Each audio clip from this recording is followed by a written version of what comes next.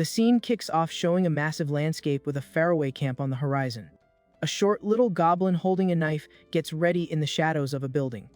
With a quick move, he jumps the nearby guards and takes them all out in a flash. Screams echo from inside a nearby cave, ordering a young girl to keep quiet before they rearrange her teeth. Close to the guys he just finished off, the goblin hears the commotion coming from the mine's entrance. Pause a second, sizing up the situation. But he decides to jump right into action, noticing a perfect opening. Inside, a young girl named Jeong Haeun is tied to a wooden frame, looking absolutely terrified. One of the kidnappers reads her ID, finding it hilarious as he reads aloud an address from a boogie neighborhood in Seoul. The rest of the guys circle around and start roasting her too, joking about the spoiled, fancy life she must have lived. Just then, one of them gets right up in the captive's face and tells her to chill out and listen up.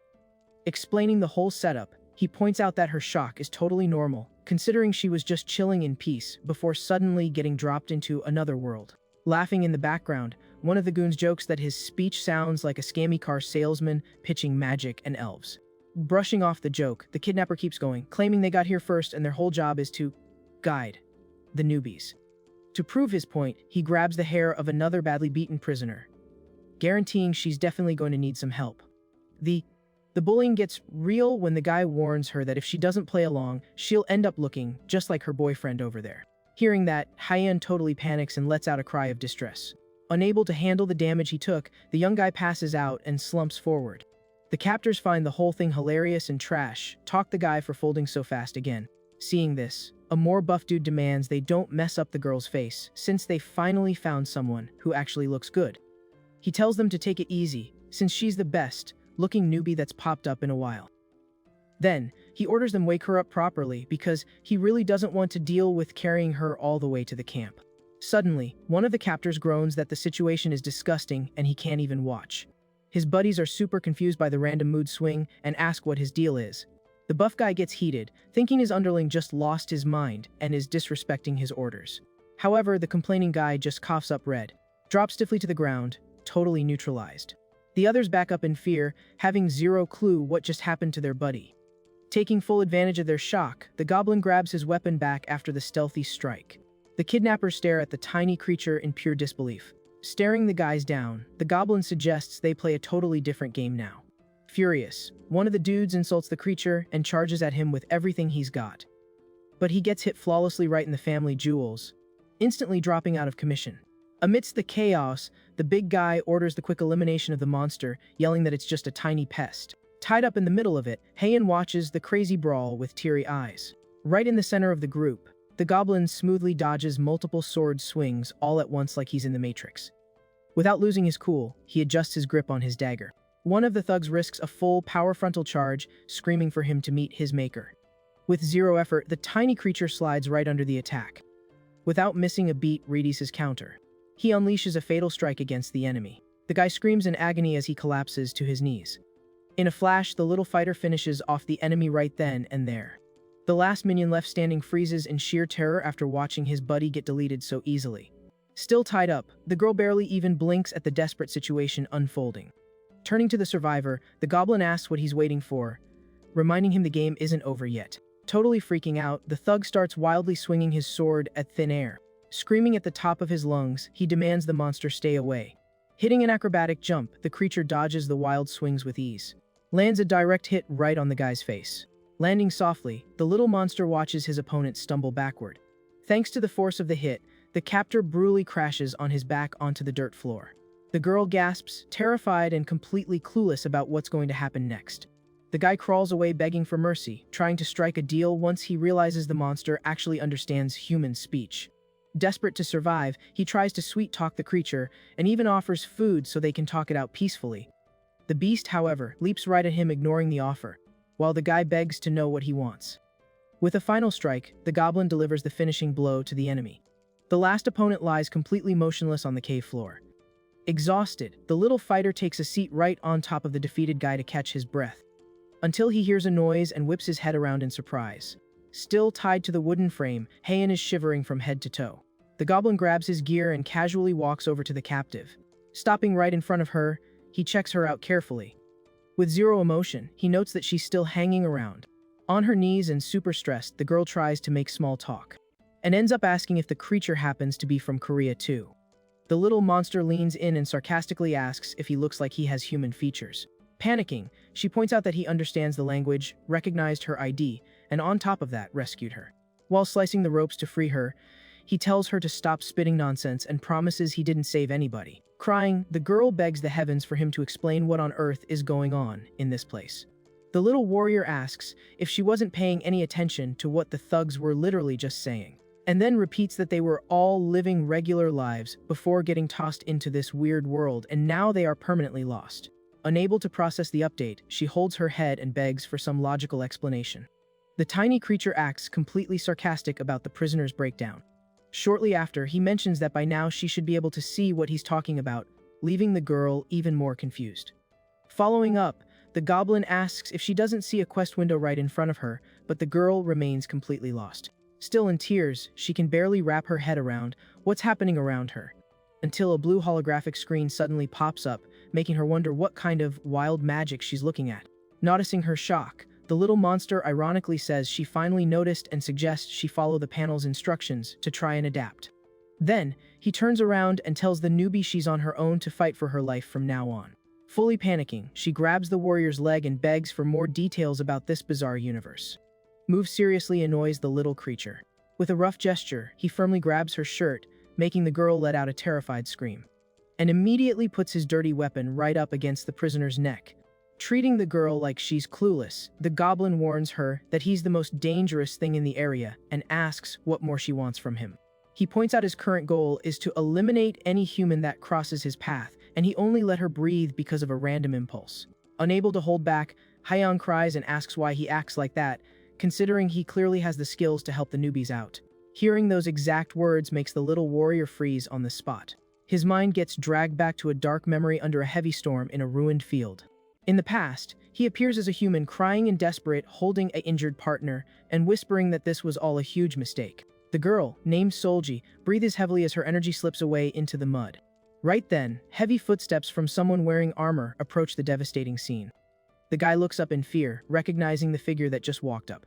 A woman with massive main character energy stands right in front of him, holding a sword in the pouring rain. It's Hayuri, known by everyone as the owner of the Holy Sword. Bawling his eyes out, the guy reminds her she promised to help their group survive in this unknown world. Heartbroken, he screams, asking why things had to end up like this, since she had the power to save everyone. Showing zero emotion, the knight simply apologizes and calls their demise an honorable sacrifice for the sake of the mission's success. However, she quickly drops the hammer, stating that because he attacked his own teammates, he'll face the harsh fate of a traitor. Furious, he tries to explain himself, arguing that her soldiers attacked Solji first and that she knew the girl was expecting a baby. Before he can even finish his sentence, he takes a brutal hit that silences him instantly. The Holy Sword wielder steps on him and orders the traitor to keep his mouth shut. On the ground, the young guy repeats those words about sacrifice and betrayal in total disbelief. He finally realizes that her whole heroic speech was just one massive scam. Filled with intense bitterness, the defeated human warns that he'll curse all of those disgusting people. Promising payback, the guy declares he'd give anything to wipe them all out with his own 2 hands. Snapping back to the present, the goblin shakes with rage while still holding the girl inside the cave. Letting go of her clothes roughly, he finally decides to give her an answer. Yelling, the creature reveals he feels nothing but hate and disgust for humans precisely because he isn't one of them anymore. Looking super dark, he claims that from here on out he's just a green skin and nothing else. The traumatic flashbacks keep messing with his head, bringing up the knight's voice talking about that fake sacrifice. The memory of getting framed for treason hits his brain like poison. He remembers the stress of trying to protect his family from the exact people who were supposed to have their backs. And the shame of getting violently shut up by the ones who played them comes rushing back full force. Back in that past moment, after the fatal hit, the guy's vision started spinning as he fell toward his end. The painful image of his lost love was the absolute last thought crossing his mind. Bitterness completely took over, cementing a total hatred for those garbage people. The intense urge to make the traitors pay became his only focus in the dark. Right then, the sound of a single drop falling into an abyss marked the end of that human life. Suddenly, the water splashes hard and he bursts out, letting out a wild, animal-like roar at the ceiling. Gasping for air, he wakes up in an underground lake, completely mind-blown that he's still conscious. His first instinct is to desperately look for Solji in the dark. Standing up in the water, he checks out the rocky area, trying to figure out where the heck he ended up. A glowing magic circle pulses right under his feet on the water's surface. Annoyed by the crazy situation, he mutters to himself, trying to chill out somehow. But he totally panics when he looks at his own hands and realizes his body has turned into a super bizarre creature. Right after, a ghostly figure pops up speaking in ancient language, announcing that the human blood in that body is officially gone. The transformed guy stares at the ghost, frozen in pure shock. Wearing a skull mask, the ghost introduces himself as Morxel, the warrior shaman. Pointing his staff, the spirit announces he's going to officially name the newest member of the Goblin tribe. The ancient voice echoes through the cave to lock in his brand new identity. From that mystical moment on, he's known to the world by the name Gorls. Putting a hand on his chest, the new green skin says the name and wonders if he's some kind of grand vessel. Time skips forward, showing the aftermath of a fatal clash, proving the terrifying accuracy Gorls unlocked against his enemies. Watching from afar, a goblin archer hypes up the fighter's ruthless style and claims he's exactly her type of guy. In the wrecked area, the archer tells the rest of her crew to hold their positions. Smoothly, she hops off the rocks, announcing she's going to go check on Gorls' status. Back in the cave in the present, the warrior looks at the human girl after wrapping up his quick, tragic backstory. Turning around, he suggests the newbie get out of there fast before his rage takes over again. Totally ignoring the warning, Heian stands up and asks if she can just tag along, swearing she'll follow any order he gives. The creature spins around annoyed, reminding her he literally just violently took out several people right in front of her. Firing back, the prisoner argues the real monsters were the kidnappers who treated her like trash, while he was the only one to actually throw her a lifeline. Dropping to her knees, she cries uncontrollably, asking who else she could possibly trust in this absolute nightmare of a place. Losing his patience, the warrior lightly taps the girl's forehead and calls her knave. He scolds her, explaining that blindly trusting others is exactly what makes her such an easy target. Crying, the human tries to convince the creature that she literally has nothing left to fall back on. Rubbing his head, the goblin tries to cool things down by revealing she actually got lucky, since there are survivor bases nearby. He guarantees that in those camps, she'll find folks way friendlier than an unpredictable green skin. Wrapping up the chat, Gorls hands a basic dagger directly to the young girl. While she stares at the weapon completely lost, the little monster warns her that soon enough, she'll have to pay a hefty price to get accepted into any group. Gorls advises the newbie to hide the dagger well and use it smart if something like this happens again, pointing out that hitting exposed skin will give her an opening. Then, he turns his back, declaring the conversation is over, and threatens to finish her off himself if she ever speaks to him again. The girl cries in a panic and begs to at least know the creature's name before he takes off. Looking over his shoulder, he remembers his own human identity, but shoots down the request. But then he changes his mind and confidently introduces himself as the goblin fighter Gorls, the Great Vessel.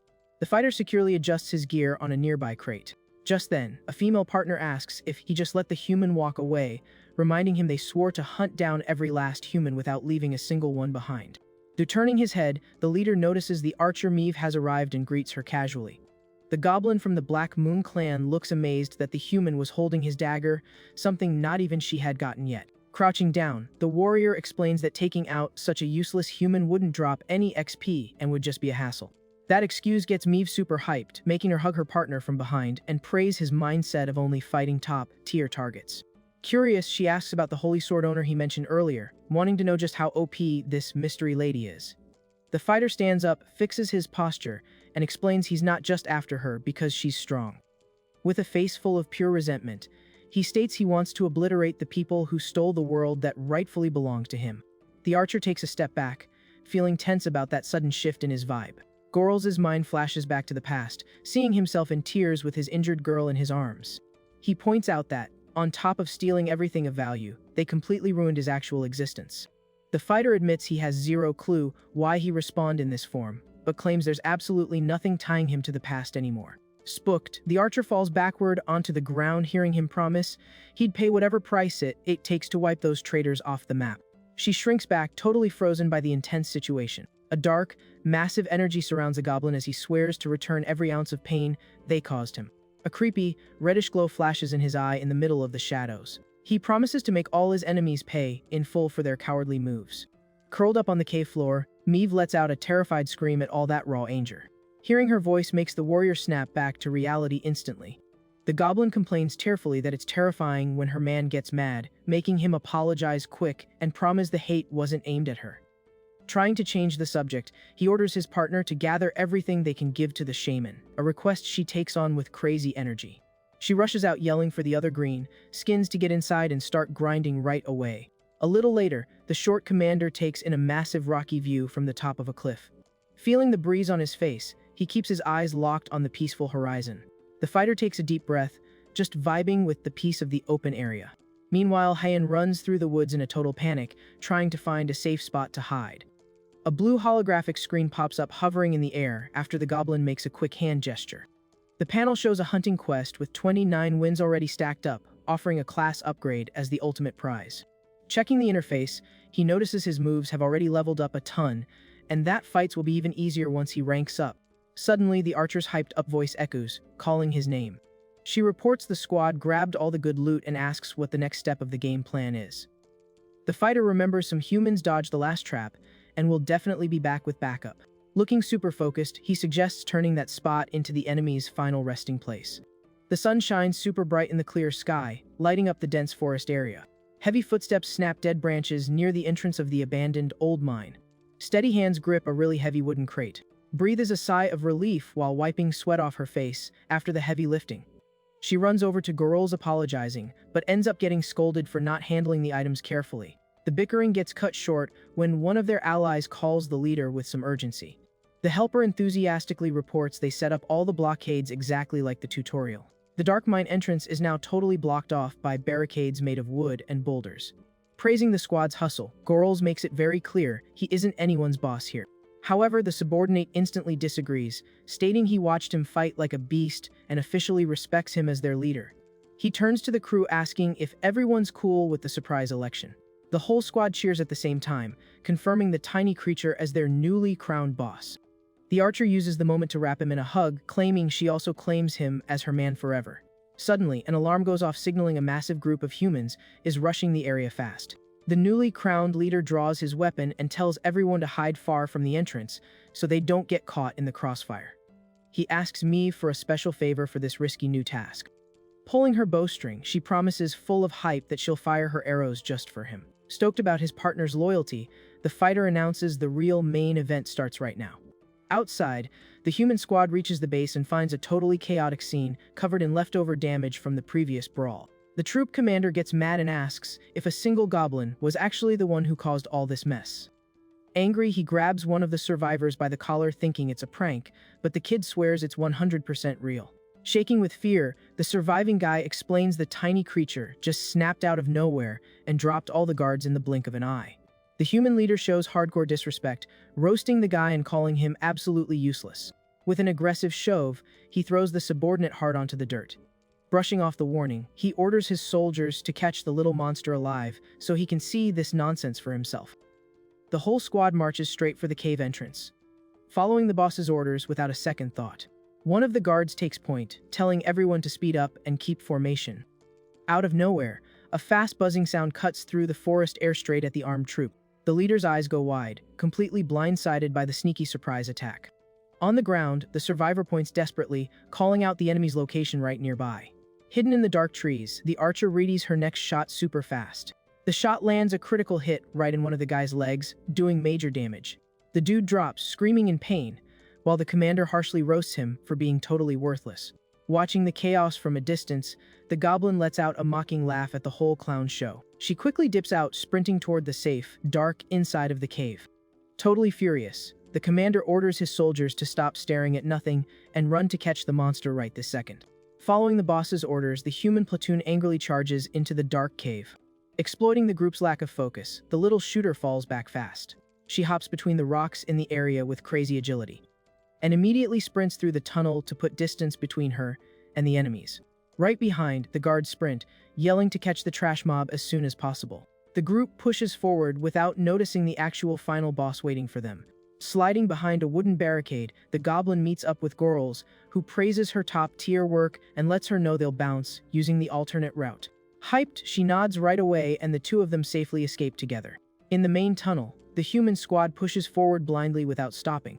Super disappointed, the commander complains that getting caught off guard by a basic goblin is way too embarrassing to ever admit to anyone. Right at that exact second, one of the guys in front trips over something on the ground. The heavy movement triggers a perfectly tightened tripwire right in their path. The commander's eyes bulge when he hears that very specific click. A huge chunk of wood drops from above, but he easily blocks it with his weapon and jokes, asking if that was supposed to be a real barricade. Playing it cool, the commander admits the little monster has some tricks and actually seems smarter than his own squad. However, the guy's chill vibe completely vanishes when he notices a detail on the floor. He looks down and sees a lit fuse burning super fast across the rock. The fire is heading straight for a heavy crate packed with explosives. One of the guards points at the object without fully grasping the threat level. In full panic mode, the commander screams at the top of his lungs, ordering everyone to clear the area right now. The guard freezes, realizing what's about to drop when it's already way too late. A massive explosion takes over the entire tunnel, swallowing the invaders in angry flames. With zero time to react, the leader takes the destructive blast straight to the face. The insane force deletes the mine's entrance and launches burning debris all over the outside area. The aggressive shockwave sends the human survivor waiting outside flying. Coughing from all the smoke and stuck on the ground, he curses the creature out with intense hatred. The cave entrance gets completely blocked off by the huge rocks that caved in. Watching everything from the top of a safe cliff, the archer is amazed by the scale of the damage. But a second later, she looks super worried and asks if her partner is feeling alright. A bright blue light wraps around the warrior as he undergoes a crazy mutation, leaving his ally totally mind blown. The UI pops up saying the hunt was cleared successfully and drops the class upgrade as a reward for the flawless victory. Now standing way taller and absolutely shredded, the green skin responds as a legit elite fighter for his species. He exhales hard, testing out the specs of his brand new build. Looking at his own hands, he admits in awe that he's never felt anything like this and figures this is what leveling up actually feels like. A bit further away, the one soldier who made it out crawls through the dirt in serious pain. Full of rage, he curses his eliminated teammates for ignoring his warnings and acting like they were untouchable before the wipeout. Right then, he hears a noise and a sarcastic voice sounds, surprised that someone actually survived that massive trap. Gorls steps up looking majestic in front of his enemy, treating the guy like a bug that just won't quit. Confidently, he adjusts the knife in his hand, ready for the next move. The soldier lets out a scream of pure terror as he gets aggressively grabbed in the middle of the woods. Bringing the weapon right up to the terrified survivor's face, the leader completely takes control of the situation. He coldly announces that if the guy wants to keep breathing, he'll need to answer everything 100% honestly or he'll end up as dinner for the squad. During the super stressful interrogation, the prisoner remembers a flag marking the territory. The safe zone has tall guard towers and a secured border. Hearing the specs of the massive shelter, the fighter realizes the place is exactly the same as he remembers from his past playthrough. Seeing the commander standing there with the sketched map, the archer steps closer to see if there's a glitch in the plan. Gorls assures her it's all good, stating the intel just made everything easier, and the first step now is to report their progress to the head boss. After that, the game plan is to gear up the squad at camp and spin the block to finish the hard part. The surviving guy interrupts the chat, demanding they honor the deal they made for his freedom. He quickly defends himself, saying he already pointed out the map details and confirmed the base address, just like they asked. Keeping it professional, the warrior agrees that deals are deals and calmly promises he won't take the prisoner's life. The soldier stutters in shock, almost doubting his own RNG for dodging a guaranteed game over. Mustering up some courage, he walks right through the mob and orders the monsters to make way, since their boss greenlit his exit. He starts walking away from the horde, throwing insults at the gross creatures. But, right behind his back, one of the allies pulls out a weapon looking incredibly devious. Without a single warning, the little creature lands a fatal hit right in the intruder's back. The guy screams in absolute agony as the surprise attack wrecks his HP. Instantly, another goblin covers his mouth to mute the loud scream. The rest of the squad jumps the soldier together, putting him out of his misery for good with a bunch of brutal hits. Without even looking up from his notes, Gorls makes a sarcastic joke saying he promised to let him live, but he couldn't exactly guarantee his boys would do the same. The human's totally defeated body just lies there in the weeds. Heading back to the clan's main cave, Shaman Morxel listens to the pitch and double, checks if the fighter actually wants weapons and troops to raid the human camp. Kneeling to show respect, the commander explains he's already mapped out the exact chords, the size, and all the danger zones around the spot. Full of confidence, he guarantees the tribe has super high odds of winning if they pull off a coordinated stealth rush. The wise old man thinks it over, carefully calculating the odds of this new side quest. Suddenly, a super deep voice echoes in the room, demanding the Lord reject the request immediately. The newly evolved commander turns his head, annoyed by the random stream sniper crashing the meeting. A scary giant named Goff steps up, reminding them the whole squad should be getting ready for the big boss's summon. He argues this quest means an exhausting trip, meaning the tribe needs to stack up fighters and loot right now, just to survive it. Getting the hobgoblin's point, the shaman agrees the travel window is closing, but admits he doesn't have a good enough reason to veto the proposed raid. Mad about it, Goff point the challenger is just a noob and they absolutely cannot waste premium resources on him under any circumstances. The fighter stands up casually and suggests the giant join the raid to personally help save those resources. With pure troll smile, Gorls challenges the big guy, saying he should only accept if he actually has the guts to throw down. The sarcastic tone hits Goff right in the ego, making him crack his knuckles in a rage, asking if the short king wants to test his stats right here, right now. Glaring at his rival with obvious anger, the giant accepts the 1v1 instantly and promises to flex his skills on the spot. Sprinting desperately down the halls, Meave yells for her grandpa and asks if her man Gorls is around. Getting up in the giant's face, the newly evolved guy proposes a ranked match and asks if he's brave enough to accept. The archer slams the brakes on her run, completely blown hearing such a crazy wager. Smiling confidently, the fighter sets the terms whoever loses has to do whatever the winner says. Hearing this makes the smaller goblin freak out and scream, unable to believe what she just heard. Shaman Morxel acts fast and makes the duel official, completely ignoring his granddaughter's desperate complaining. Moments later, both challengers step into the middle of a massive dirt arena. All around, the crowd goes wild, chanting the veteran fighter's name. The whole squad cheers with crazy hype, making it obvious the giant is the heavy favorite in this matchup. One of the subordinates asks the archer why this drama is happening, calling her out for not stopping the fight. Stressed about the matchup, she explains it all went down way too fast, and there's no cancel button on what's already been locked in. Opening his arms, the wise old man announces the duel is pure melee only and ends when one side taps out for good. The helper gulps, terrified of what might happen, remembering the giant usually doesn't leave his opponents in one piece. Skipping the filler, the wise boss calls the start, letting the brawl begin right away. Goff lets out a terrifying roar and calls the noob out with a totally bloodthirsty look. Taking heavy steps forward, the veteran warns that one little level up doesn't make the kids special. The giant reaches out to grab his opponent, swearing to snap every single bone in his body right there. Smoothly, the short commander literally just slides under the brutal charge. Exploiting the opening, he lands an incredibly heavy punch right in the rival's ribs. The insane impact drops the big guy to his knees in the dirt, dealing with massive damage. Giving 0 recovery frames, the fighter throws a pixel-perfect knee right into the giant's face. With insane accuracy, the devastating combo launches the brute onto his back in the dirt. The entire crowd goes dead silent, totally shook by how easily he got dropped. Knocked down and sweating buckets, the veteran groans, suffering from the debuffs of that direct hit. Soon enough, the crowd starts chanting his name again, having faith the giant won't rage quit that easily. Staring down at his floored rival, the beginner sarcastically asks if he plans on taking more hits. Pushing for one last play, the rival grabs the fighter's leg, trying to build up enough meter to counter. The giant grits his teeth, shaking intensely in a totally failed attempt to get back on his feet. But his HP hits 0, and he just passes out while drooling uncontrollably. Totally AFK, the brute lets go of the opponent's leg and fully collapses in the arena. Checking out his knocked-out opponent, the winner admits his size is impressive, but his mechanics are absolute trash. The shaman calls the match, giving him the win, making his granddaughter jump for joy in the stands celebrating the clutch play. Playing fair, the wise lord announces out loud that he'll honor the winner's request, following the terms they locked in earlier. Happy with the loot, the fighter says thanks and turns his back on the center of the ring, walking away from the defeated rival. Right then, the goblin sniper sprints over, calling for her amazing partner. She jumps into a super hyped hug, celebrating the epic dub of her newly crowned favorite commander. Full of joy, she admits she was a little nervous, but hypes up the insane power he flexed on the big guy. Acting super bold, the archer announces she's going to be his main sidekick and that they'll officially get together before the day ends. The guy stutters, totally caught off guard by the aggressive Riz, but the chat gets interrupted by the Lord calling him over. He quickly answers the summons respectfully, while the archer notices her grandpa pulling up out of nowhere. The shaman slams the bottom of his rustic staff super hard against the decorated stone floor.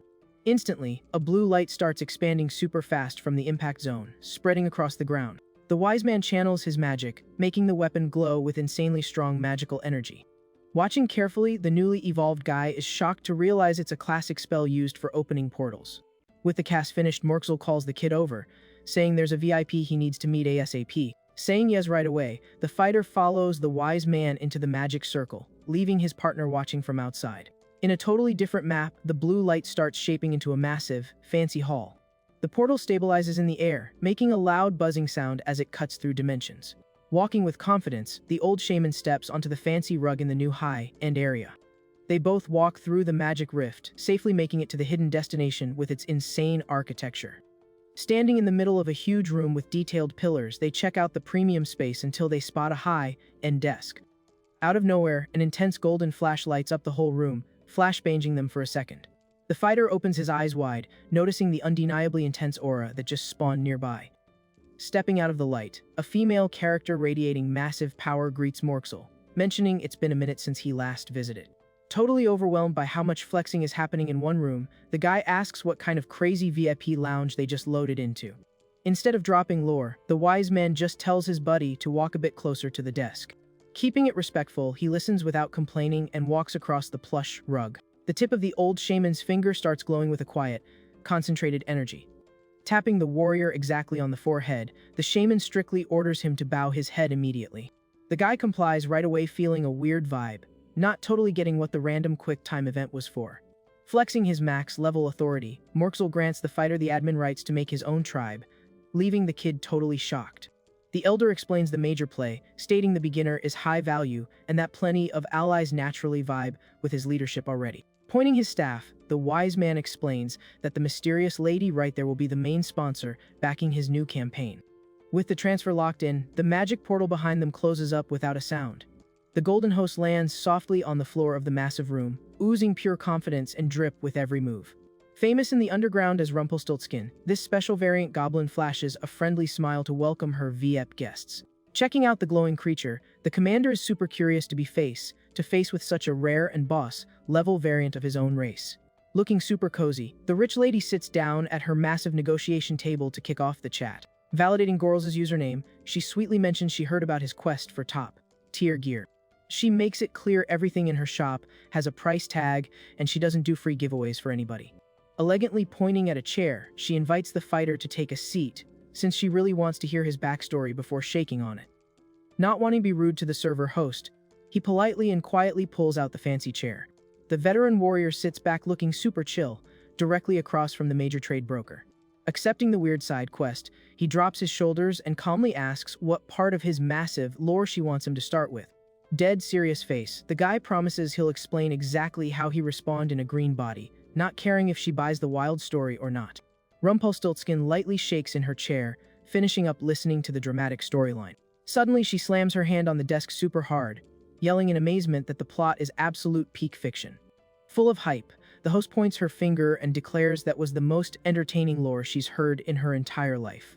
Gorls rubs his face a little weirded out by the host's totally over the top reaction.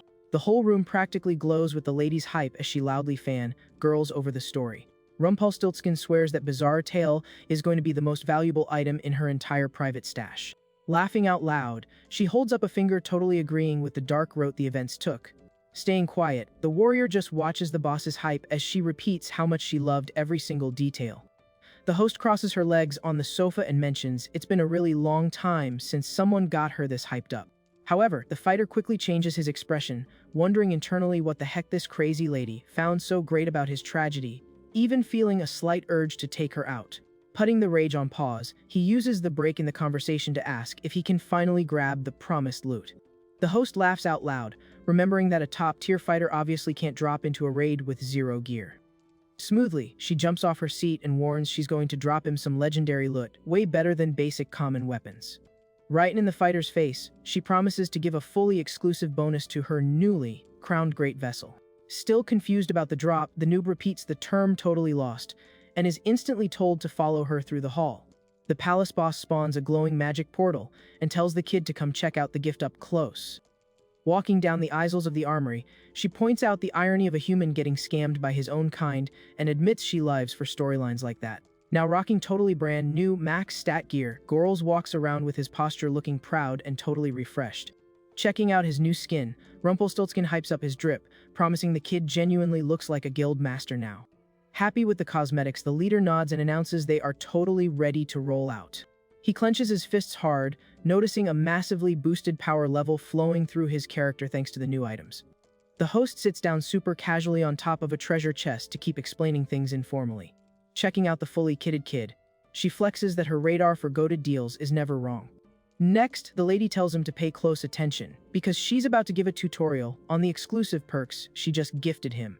Stays quiet, listening super carefully to every single word his new sponsor says. Far away, a white flag with a sword and Roots logo flaps in the clear weather at a distant base. The breeze hits hard while the leader in his new gear looks at the horizon full of determination. Standing on the highest point of a huge rock, he hears his entire squad chanting his name all at once. With a solid move, the warrior pulls his newly unlocked sword from its holder, ready to launch the co-op raid. Flashing his sharp teeth, he orders the boys to rush in, announcing that the hunting phase has officially begun. A massive mob of green, skinned troops sprints furiously through the forest straight at the target base. The human outpost white flag flaps peacefully right before absolute terror takes over the zone. Fast footsteps tear through the grass as a guard runs in a panic between the set-up tents. The soldier bursts into the main building yelling, warning the squad leader they are getting rushed right now. Totally out of breath and panting hard, the guard says the attackers are just goblins, which totally kills the commander's stress level. The human boss freezes for a second, assuming the report is just a massive troll. Outside, the brutal horde crosses into the base perimeter, dropping deafening war cries. Leading the charge, Gorls sprints fearlessly, swinging his brand new weapon super fast at the enemies. Rumpelstiltskin's tutorial echoes in his head, letting him know the enemies his squad takes out will sync up with his own kill count. The lady hypes up this second buff in the flashback, guaranteeing this auto sync will be a massive carry for the new leader's run. The fighter realizes just how broken this tactical buff is while shot, calling the raid in a totally devastating and ruthless way. In his recent memories, he listened amazed as the host broke down the specs of this exclusive commander-only system. He fully understands she spawned a legit quest screen to help him speedrun this dangerous path. Super hyped, the hall host wrapped up saying the partner can pop open the screen whenever he wants, with 0 cooldowns or location blocks. A green holographic UI panel spawns over the battlefield, showing the squad's quest progress tracking 5 out of 40 total targets. Looking at the floating screen, the commander smirks, thinking that testing out a feature that only exists in fantasy games feels insanely surreal and satisfying. All around him, the human guards are losing their minds, getting easily steamrolled by the little green invaders. The base's fighters try to find cover any way they can, but get dropped in the most embarrassing way with 0 counterplay. The heavy hits send the enemies to the floor back to back, creating a scene of absolute total wipeout for the camp. Not even the most geared up fighters can handle the speed and raw aggression of the surprise rush. One of the attackers finishes off a human on the ground, turning the spot into a scene full of hardcore proof of the violent clash. Furious about his soldiers panicking, the commander demands to know why they are getting terrified by basic, low-level mobs. He pushes forward, drawing his sword, and orders everyone to teach those tiny pests an unforgettable lesson. The guy yells angrily that he'll show what happens to trash that dares to block the path of elite human fighters. The very next second, the human commander takes a direct aggressive hit, getting dropped and eliminated instantly. Gorls pulls his weapon with a terrifying vibe and asks who exactly the arrogant dude was calling useless. The leader's body crashes heavily onto the dirt, dropping without even having time to react to the green boss's fast strike. One of the guards watches the situation, totally paralyzed with fear, whispering in terror after seeing his own boss get deleted by a single little monster. Watching the disaster unfold right in front of them, the remaining soldiers start running for their lives, warning each other that these aren't regular mobs. The entire battalion falls back in a total mess, screaming for the group to run for cover at the main base. Seeing the opponents run away like cowards, the tribe leader loudly roasts them, calling them absolute idiots. Keeping his chill vibe, he just watches the humans retreat with pure disgust in his eyes. His sidekicks run up celebrating the flawless victory and mocking the embarrassing retreat of the outpost guards. The commander narrows his eyes for a second, locking in on exactly what he has to do next. Rumpelstiltskin's iconic voice echoes in his memory, asking if he had already picked an official username for his new tribe. In that moment, the kid just repeated the question, looking thoughtful, weighing how important it was to drop a title for his bros. Snapping back to reality, The fighter violently yanks his sword out of a defeated rival in the middle of the battleground.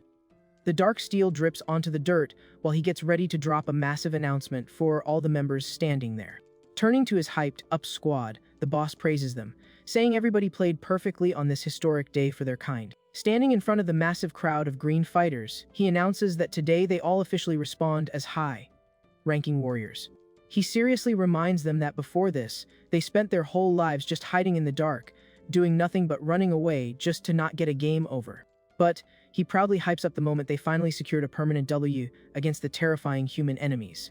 Full of rage and locked in focus, Gorls promises that from this moment on they are going to grind for and secure endless wins. Pointing his sword firmly at the sky, the fighter screams at max volume to the squad waiting for his final call. The leader officially drops the launch of the Blood Dagger clan, raising his weapon and kicking off a brand new era.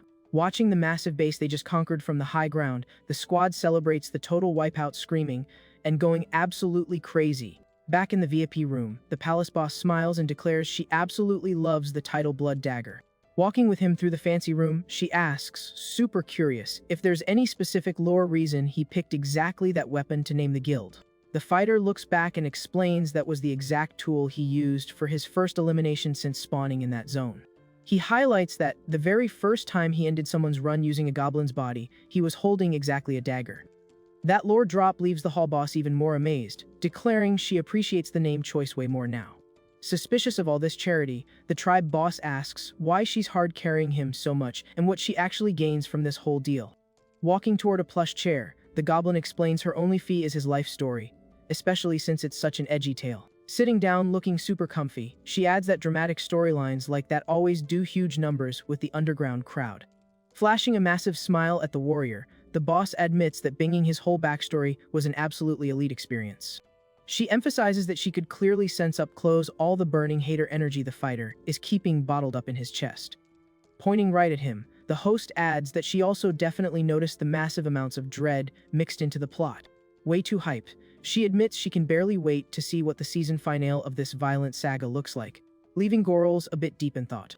Checking out his own hand with the gear, the fighter admits he should probably be thankful to her, since now everything is going to be way easier during raids. Laughing, the rich boss waves off the thanks and promises she's going to make bank selling that story later on, which makes the kid realize what her true hustle is. With a friendly and smooth wave, the venue owner wishes the newly crowned tribe boss good luck on his drops. Far away from there, the secured camp of the 13th Guard unit stands tall near a chill stream. A notice glued to the wall orders all squads to max out their security ASAP because of the recent clashes with goblins. Punching the wood violently, one of the warriors calls the order an absolute joke and roasts the bosses, putting zero respect on the supposed threat. This reckless soldier is Lee Sang-jun, who asks, completely triggered, if there's any logic in them getting spooked by some little green mobs. Chilling right next to him, an ally drops some intel saying rumors claim the enemies aren't your average mobs, since they rush in organized squads and vanish like ghosts in the woods. Consumed by rage, Lee crumples up the warning paper with his bare hands with zero respect. He throws the crumpled paper at his ally, calling the kid an absolute NPC and asking why a goblin would solo queue when their whole species meta is running in packs. The warrior tries to warn him the situation is sketchy, pointing out an entire human base got wiped. But Sang-jun fires back saying the guys who got dropped were just a bunch of hard, stuck losers. Flashing a super arrogant smirk, the soldier guarantees he doesn't care about the danger and views this whole mess as the perfect XP farm to rank up in his career. Not getting the massive ego trip, the guildmate asks what the guy actually plans to pull off that's so crazy. Staring right at the trash on the floor, Sang-jun announces his main targets are going to be those little green freaks. Super confident in his stats, he promises he's going to personally eliminate every single one of those attackers without leaving a single one behind. At that exact moment, a heavy footstep echoes in a filthy basement, stopping right next to some food left on the floor. Behind the rusty metal bars, a totally terrified and dirty girl curls up in the freezing part of the dungeon. Looking at the trapped girl, Sang-jun notices Jeong Haeyeon skipped eating her food again. Shaking like crazy, the girl asks if they tried to spike her food with some weird stuff again and insults the guards, calling them disgusting. The guard lets out a sarcastic laugh and asks where the prisoner learned to use such toxic language in a place like this. Turning his back to mock her, he roasts the girl, arguing that trashy attitude is definitely something she inherited from her family. Suddenly overcome by rage, the warrior aggressively grips the cell bars and insults the girl with deep hatred in his eyes. Screaming, he complains the squad worked hard to deal with her, but the prisoner keeps acting like she's the main character, reminding her she has absolutely zero value here. Pointing his finger, the soldier complains about the girl pulling a blade on them earlier, claiming they just wanted to have a little fun. Curled up and scared to death of the screaming, Heian chooses to stay quiet, covering her face with her arms. Frustrated by getting literally zero reaction from the captive, Sang-jun lets go of the bar and turns away, looking super disappointed. Fixing his posture, the soldier takes a deep breath, trying to hold back his random rage quit. Looking back at her over his shoulder, he coldly promises he's going to show exactly how much she's really worth to the squad. Right after, he calls a minion and orders the prisoner to be tied up and handed over to the trackers the second they pull up. The bald ally flashes an evil smile and warns that from now on she's strictly playing the role of live bait, permanently locking in the girl's bad ending. Throughout the quiet night, the dark forest only gets moonlight, showing the prisoner tight to a wooden log out in the open.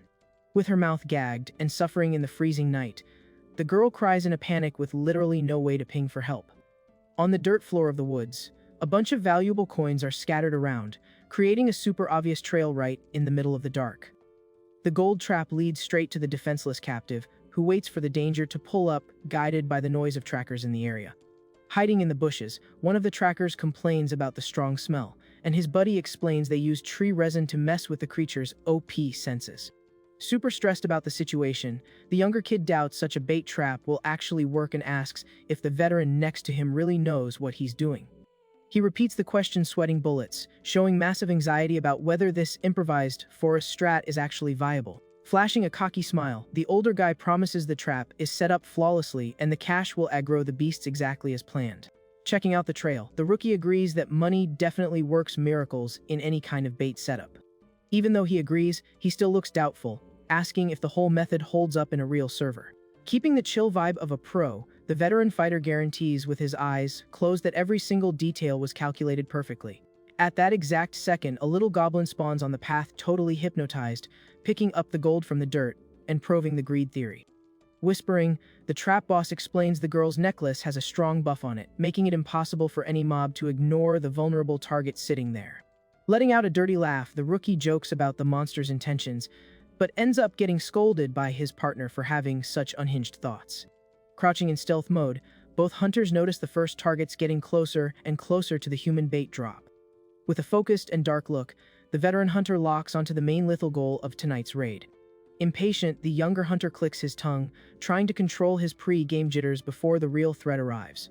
Hours later, another green monster holds up one of the shiny coins under the moonlight, amazed by the random loot drop. The tiny warrior cheers with hype, realizing it's legit human currency lost in the woods. Hidden in the thick brush, the hunter boss orders the squad to double their stealth, warning that the targets are reaching the exact drop zone. A bunch of monsters spawn in, quickly grabbing the coins off the dirt, insulting how stupid humans are for leaving all this free loot behind. Suddenly, one of the biggest units in the mob spots something super weird a little further ahead in the open area. Scanning the scene carefully, he clearly spots the human prisoner tied to the wooden post. Absolutely terrified, Heian struggles with all her stamina against the thick ropes, in a totally useless attempt to break out. Remembering the girl from the earlier events, Boss Girls is mind blown by the insanely bad RNG she has. Walking slow and chill, the leader goes straight up to his old acquaintance, closely followed by his allied squad. The girl cries non-stop and her eyes go wide with panic, convinced this is the end of her run. The green warrior leans in toward her and trolls her tragic setup, asking if by any chance she just enjoys getting tied up randomly. Unable to drop a single word because of the gag, the prisoner just shivers from the cold and stress during his toxic joke. He lets out a long sigh at the girl's forced mute status, finding the irony of the situation pretty funny, considering how hard she tries to find trouble. In the middle of the pitch black bushes, a massive mechanical weapon gets armed silently, aiming straight at the crowd. Harshly, the veteran hunter orders the squad to aim strictly for the legs, reminding them the bait needs to stay alive so the final strat doesn't flop. Continuing the tense night, Gorls casually walks up to the tied-up hostage and tells her to chill out, revealing who he is. The girl finally realizes which monster is standing in front of her, looking absolutely shook. But the panic quickly takes over again and Heian screams in terror, warning him the spot is a setup and telling him to dip immediately. Staying completely frosty, the tribe boss calmly counters that he already downloaded all that info. Next, he pings the exact coordinates where the human snipers are camping all around them. Fast as lightning, the green skin squad pushes silently through the dark forest to jump the enemies. Archer Meave and the rest of the fighters dive, bomb the camouflage human hunters, canceling the threat in just a few seconds. The Goblin leader looks satisfied, realizing that, in reality, the humans were the ones who walked straight into the traps he set up. Tied to the post, the girl literally cannot process how he managed to big brain all of this so flawlessly. This massive reverse sweep actually started getting planned 3 days before this random forest encounter. At that point, the squad had peacefully taken over a small, isolated farm. Inside the spot, a few terrified farmers were overpowered and forced to their knees by the green invaders. Posted up in the barn, Gorals asks them to trade some food, promising nobody gets griefed if they just comply with the demand. Cornered by the threat, the locals quickly hand over several bags packed with veggies to the squad. The boss checks the stacked supplies and asks if that's actually all the loot they have to offer. An elderly woman begs for mercy, explaining that little stash is the only thing left after the insane taxes the local guard charges. Crying, old man points out they only saved the bare minimum so their family wouldn't starve to death. Gorals watches the depressing vibe of the stressed farmers clinging to their last veggies. Letting out a heavy sigh, he realizes the human protectors themselves scammed the population and wonders how they still have the nerve to call themselves humans. Scanning the bags on the floor, the boss does the math and sees that amount would barely feed his boys for 3 days. He leaves everyone speechless by dropping a few shiny gold coins directly into the old man's hands. The guy holds the coins completely shook, not believing what's happening. Holding the supplies, the warrior announces he's only taking half the food, and that the gold amount will keep them set for 6 months. The whole family bows crying in gratitude, but the boss harshly tells them to stop calling him Sir. Right then, one of the minions interrupts to ask what they should do with the 2 human base guards they captured on site. The leader coldly hands down the verdict that they need to be deleted, since that kind of trash doesn't deserve to keep playing. Following the command instantly, the tribe soldiers wipe out the corrupt guards with zero hesitation. That brutal payback makes the farmers back away, hugging each other, terrified by the fast and fatal execution. Not caring about their shock, the boss turns his back and calmly walks out of the barn. He keeps walking, carrying the agreed loot, leaving the farm completely secure. Before bouncing, the fighter rips a poster off the wooden wall. The paper is a recruitment ad from the local guard, looking for veteran hunters to wipe out the green skins in the zone.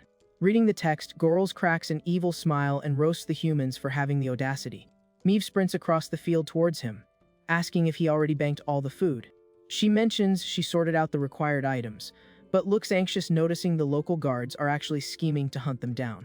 Finding the situation interesting, the leader asks his partner to group up the fastest soldiers in the squad to troll the enemies a bit. The archer accepts the quest with massive hype, promising she'd never let her partner down. Flash forward to the night in the woods. One of the squad members munches a veggie, looking super hungry. The team chills peacefully around a makeshift campfire, enjoying the meal they earned. Nearby, Meave watches the scene quietly. She casually tosses a piece of food to a person sitting in the dirt. The person catches the food and takes a desperate bite, starving. It's Heian, who eats the bread, mixing relief and tears after getting saved from that dirty setup. Noticing how frantic she is, the boss advises her to chew slowly so she doesn't choke. Near the fire, he thinks about the latest events and comments on how the girl manages to have the absolute worst RNG ever. After finishing her food, the girl begs again to tag along, swearing she'll follow any order if she gets accepted. Crying hysterically, she drops the act and admits she has zero stamina left to keep surviving like this with so many red flags. Showing zero empathy, Gorals just reminds her he already declined that friend request earlier. The ice-cold rejection makes the hostage totally lose it, screaming he shouldn't have saved her if the plan was to ditch her there. Saying she'd rather have gotten a game over than have to beg, the warrior clarifies he helped, but promises himself he wasn't doing it out of some useless pity. Determined to close the ticket, he figures he isn't obligated to be her permanent bodyguard and needs to cut ties right here. Turning his back, he admits stepping in was his own misplay and decides that from now on she'll have to carry herself. In a burst of absolute desperation, the human grabs his clothes with crazy grip strength. Completely vulnerable, she begs the monster to just end her run right then and there. This drastic move catches the squad leader off guard, making him pause for a sec. Furious, Heian declares it's better to check out here than get captured by that scumbag Lee Sang, Jun again, and go through more humiliation. Hearing that specific name makes the fighter stop instantly, ordering the girl to hold on a minute. Flashing a super serious expression, he asks her to confirm if she was talking about the exact warrior Lee Sang, Jun from the 13th Military Unit. The hostage is stunned by the sudden mood swing and asks if the creature actually knows who the soldier is. Gorls rests his hand on his chin and flashes a smile full of hidden motives, guaranteeing he knows the guy very well. In his head, the tribe leader judges that this guy is exactly the type of trash that shouldn't be allowed to stay logged in. Keeping his focus on the useful intel, he asks how long the girl was locked up in the cells of that enemy base. She says she was stuck there for several days, not understanding the reason for all the sudden interest. The fighter then pitches a deal, demanding she spill every single thing she saw and heard at the base, and only then they'll figure out what to do with her. Away from the campfire, Meve's knife violently stabs an innocent little flower. The archer takes all her rage out on the plant, smashing the petals super hard, because of how much attention the leader is giving the human girl. Sitting on a log, she stays in a terrible mood until she hears her boss's voice calling her name. Her mood flips instantly, and she looks up completely blushing and hyped that he noticed her. Gorls orders his partner to quickly gather the strongest and most cracked warriors, leaving her super curious about what he's plotting. With a dark look on his face, the boss says he's going to put together an elite squad to permanently wipe out the guard unit. The sun comes up shining on the massive, heavily defended fortress of the human forces. Inside the facility, a desk nameplate clearly displays the name of the terrifying officer Lee Sang-jun. A muscular dude appears sweating buckets and panting with pleasure, encouraging whoever is with him to keep up the grind in the room. The vibe gets heavy with heavy breathing and sweat dripping fast during the exhausting work. Chilling in his seat, the officer claps for the hard work, sarcastically saying the person in charge is getting really skilled at it. Back at the base, a guard bursts into the captain's room, desperately reporting a massive problem. Sang-jun gets pissed about the sudden interruption and asks if the kid never learned how to knock. Sweating cold, the soldier repeats that the officer really needs to see what's going down outside. Finishing adjusting his outfit, the commander complains impatiently, wanting to know what kind of prank this is. A bug lands on the bruised face of a hunter who got brutally defeated. The disturbing image shows all the mercenaries scattered on the floor in a pile, leaving the entire garrison speechless. One of the watchmen reports the squad checked the IDs of the dead guys first thing in the morning. He confirms these were the guys sent to wipe out the goblins and that the rest of the team went completely offline. Unable to handle the sight, the officer throws up on the ground while the underling asks if he's feeling alright. Breathing heavily, Sang-jun orders them to double the guards and demands they send out an extermination squad right now. Pointing out the obvious, he whispers in fear that those beasts are absolutely not regular opponents. Far from there, Gorls' memory pulls up the image of an officer hanging from a rope. The fighter remembers the guy used to run the front line and was hyped up as the most overpowered of them all. Back in those dark days, the green leader perfectly recalls watching that piece of trash meet his end. Staring at the nameplate on the furniture, the clan boss wonders how that scumbag is still breathing. Sitting in his chair, Sang-jun pulls his hair totally stressed, asking what the hell is going on. Panicking, he complains the monsters were supposed to be easy loot and the weakest mobs in the zone. The officer can't process how those freaks had the nerve to turn on them in such a sadistic way. Anxious, he asks if the underling sent the urgent SOS ping to the main base. The kid confirms the message got dispatched via carrier pigeon, which is already flying through the blue sky. The bird flies super fast across the green mountain landscape, carrying the message that might save them. In a more remote area, an old wooden house acts as a low-key meetup spot. Inside, Gorls organizes the climbing gear he just bought, hyped about the fact he can scale anything now. Suddenly, the clan leader turns his head, noticing a weird noise coming from the window. A tribe scout pops up hanging upside down, holding the bird that got sniped by an arrow. The boss grabs the intercepted message, deleting the human's only chance at backup. Watching the situation, an elderly merchant catches the green hunter's attention. The bearded old man tosses a bag of cash, warning that it's payback for the headaches caused earlier. Right after, he puts more coins on the counter to cover the cost of the delivered gear. The seller announces they are officially even and asks if the creature gets the deal, while Gorls just listens quietly. Happy with the trade, the old man waves his hand, dismissing the buyer calmly. The green fighter opens the wooden door and leaves the cabin ready for the raid. Outside, Meve runs up hyped, calling her partner and letting him know she grouped up the squad he asked for. The crew members cheer when they see the Blood Dagger boss, praising his shot, calling skills. The boss pats the archer's head, praising her elite execution on the summon task. He breaks down the strat, explaining that, When night falls, the main team needs to aggro the front of the base to cause maximum chaos. Handing over the rope gear, the boss asks her and one more warrior to equip the items immediately. Looking at the drafted members, Gorls declares that from now on they represent the tribe's primary tactical infiltration team. The sun sets and projectiles tear through the sky, raining down on the enemy military fort. A watchman slams a massive bell, pinging the base about the surprise monster rush. Leading the distraction line, the little archer orders everyone to spam attacks non-stop against the stone walls. A guard sprints up the stairs at max speed to relay the critical update. The kid throws open the command room door super abruptly. The soldier yells they are getting hit by a massive raid, leaving the officer completely stunned. Furious, the leader orders them to lock the doors immediately and post every single soldier on the defense barricades. Shaking with fear, the watchman nods fast and runs to execute the security protocols. Sang Jun drops into his chair heavily, feeling the anxiety totally take over.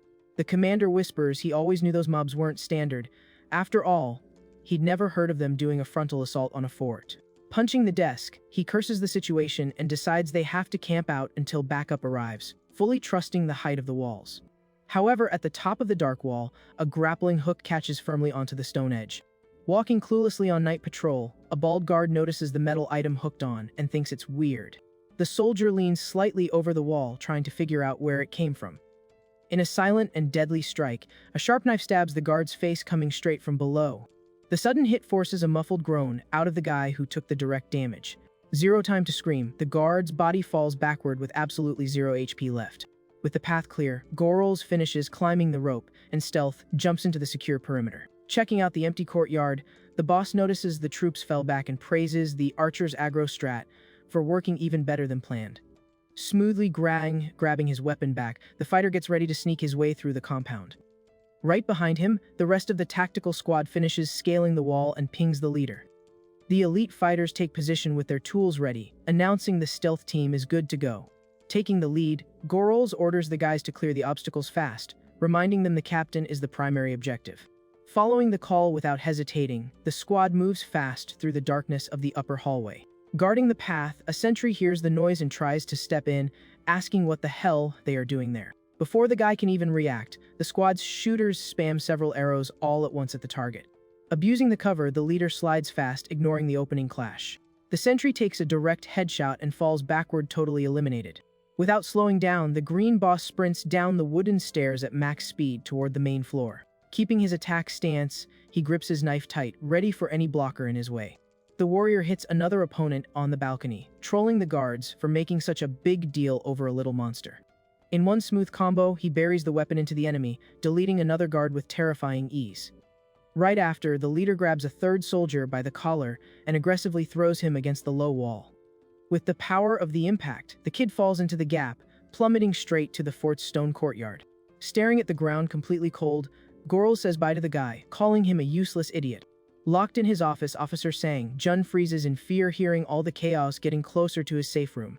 The thick wooden door of the room is the only thing standing between the prey and the actual final boss fight. The heavy wooden door of the room gets violently smashed open with an insanely loud crash. Terrified by the sudden noise, the underling backs up holding his weapon and screams for the captain in total panic. Heavy footsteps echo on the stone floor as the human recognizes that voice from somewhere.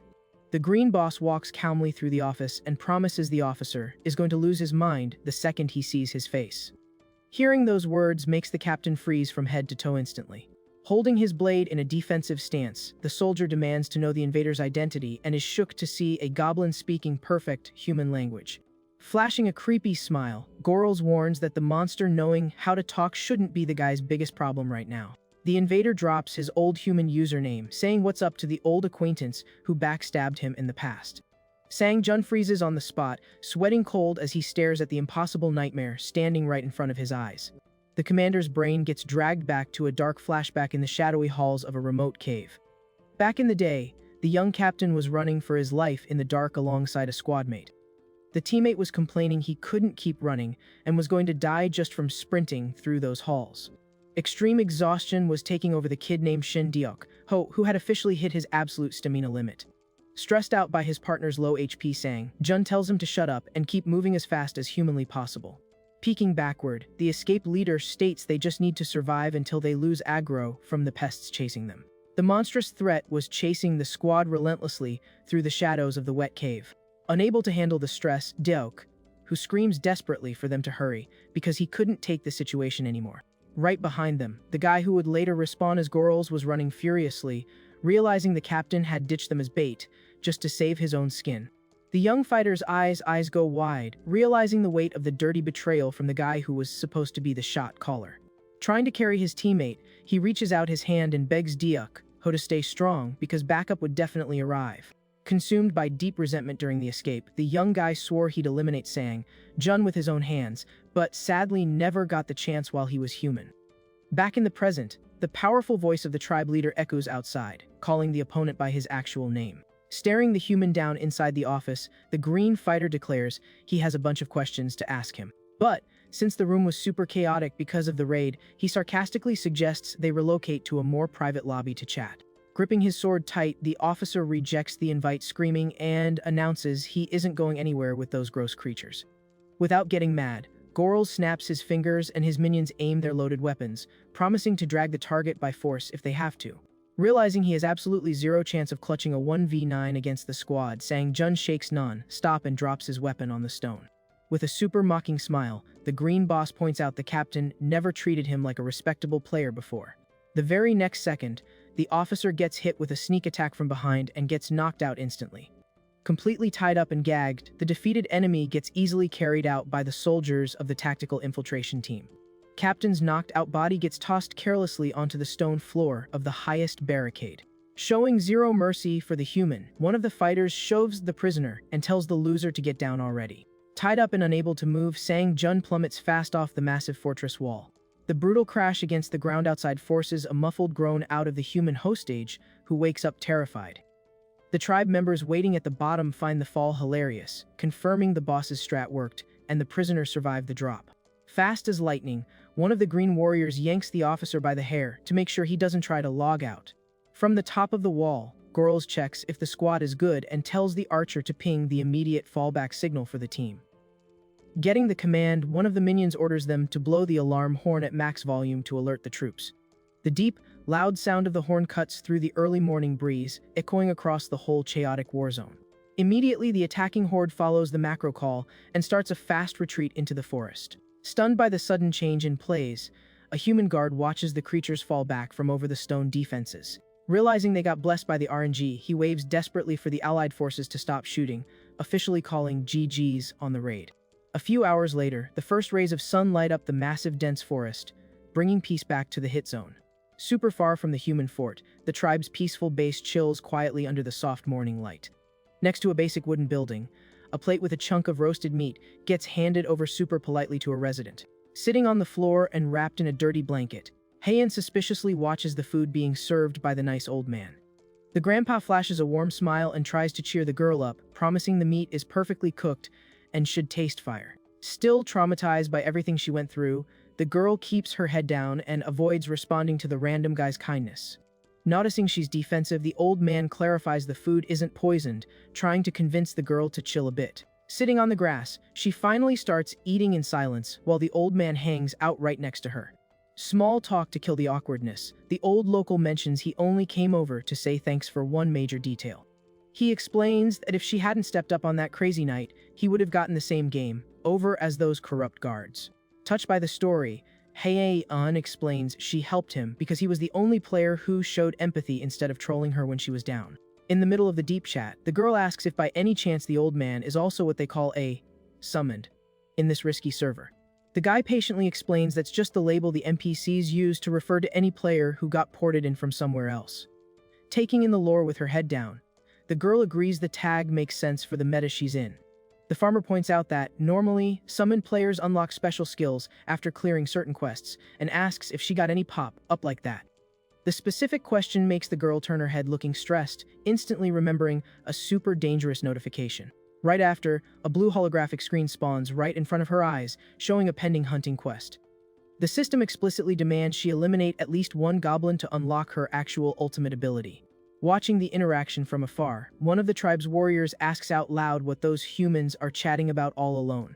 Super jealous, the little archer roasts the guildmate, calling him a bot, and firmly declares the two of them must be plotting some kind of romance.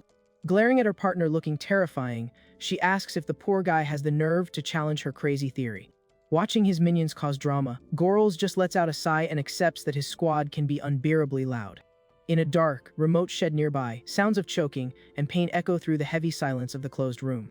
Totally stunned, locked in a wooden chair, Officer Sang Jun takes heavy damage during the interrogation phase. Showing zero mercy, one of the team members spams intense, back-to-back attacks on the captured officer. Stepping out of the shadows looking ruthless, the Green Boss strictly orders the prisoner to start dropping intel. Standing face to face with the target, Gorls demands to know how the hell that coward is still online after so much time. Pretty beat up from the hits, the human spits and mumbles he has no clue what the creature is saying, claiming he's alive simply because he hasn't died. The troll answer earns him a direct, brutal hit to the face, with the boss declaring that was the wrong dialogue option. Taking advantage of the opening, the minion starts griefing the officer again, with massive violence in a fast combo. Desperate from the unplayable amount of pain, the captain screams begging them to stop the attacks. Crying and thrashing in the seat, he yells demanding the monster just tell him what he wants to hear once and for all. With a focused look packed with resentment, Gorls gets right in the opponent's face and repeats the exact same question with even more intensity. Bawling, the captain agonizes over the punishment and yells there's no logic in asking how he's alive, since he obviously hasn't hit the game over screen yet. Annoyed, Gorls states with absolute certainty that he watched the officer get hanged in the public square and receive the ultimate penalty straight from Rai herself. Stunned and hurting, the guy asks if the invader means the holy sword user, totally mind blown about why she'd ever want to aggro him. The hostage insults the Green Boss, calling him crazy, swearing he's never even seen that girl's face in his life and has zero clue what execution he's talking about. Furious at the denial, Gorls violently squeezes the captain's face and calls him trash, reminding him he used to recruit noobs, promising carries, just to use them as slaves. Escalating the call out even more, the warrior says he knows perfectly well the captain used to hand over girls to keep his hire, ups happy in the most disgusting way possible. The squad leader finishes the lore drop saying that, 4 months after the soldier ran away to the west, the hero finally caught him and ended his run. With his face still getting crushed by the creature's hands, Sang Jun swears this is all a massive lie, since he's never been to the west and has only lived in the zone for a year. This random detail about his exact playtime at the base leaves the Green Boss totally shook. Slowly, he loosens his grip and lets go of the panting hostage's face, trying to process what he just heard in the dark. Gorls thinks about the only 1 year stat and realizes from the officer's condition that he doesn't seem to be faking this info. Checking the guy's rank, the warrior notices his current tag is just captain and not commander, guessing a major piece of lore is missing. An insane theory crosses the green leader's mind right then. Leaving the prisoner super confused, the goblin totally flips the topic and asks what today's date is. To speed up the answer, the boss grabs the soldier's clothes hard and yells demanding he drop the exact current year. Coughing hard, the officer finally caves to the pressure and admits they are on May 7th of Imperial Year 86. Hearing that exact timestamp leaves the clan leader absolutely speechless. He puts his hand to his forehead, trying to process the unreal shock of that random time travel twist. Without dropping another word, the fighter turns around and starts walking, leaving the captain stressed out wondering where he's going. Sang Jun panics and yells the monster should just let him go already, since he managed to extract all the data he wanted in the most brutal way possible. At that, Gorls stops walking and calmly mutters he almost forgot a pretty major detail. The boss gets close to the hostage again, mentioning an old promise he made a long time ago, while the human just demands to be unbanned. The goblin's mind teleports him back to the past again, to the exact moment he swore with all his hate that he'd end that scumbag's run if he ever saw him again. Snapping back to the dark shed, the attacker jump scares the officer by grabbing his head out of nowhere. In a fast and ruthless move, the Blood Dagger leader eliminates the captain right there, giving him zero chance to counter. The military guy's body drops deleted, while the boss coldly states he finally completed his vow. Outside, the recently raided fortress stays dead silent after all the violent chaos from the night before. Walking calmly through the empty area, the fighter thinks about them being in year 86, realizing that's exactly 5 years before his human playthrough ended. Putting the pieces together, he figures out he didn't just respawn in a different skin, but he actually hit a legit time travel reset. With this insane new POV locked in, the Green Boss pushes open the heavy wooden door and steps out chill to face the sunlight. Walking through the sunny base, the Green Master walks up to Heian, who is sitting quietly on the grass chilling after the stressful night.